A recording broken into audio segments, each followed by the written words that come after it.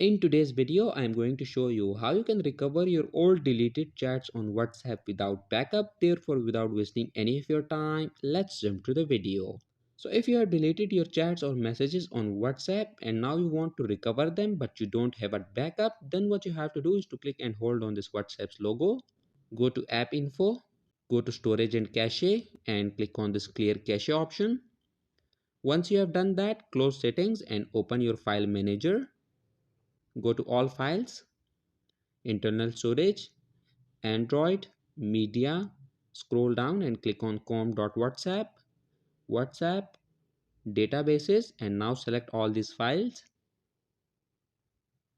Once you have selected all the files, click on copy and go back to the previous folder and go to backups. Now paste all those files here. And that's it. Once you have done that, your old deleted messages on WhatsApp will be recovered without backup. So that was it for this video, and I'll see you guys in the next one. Peace out.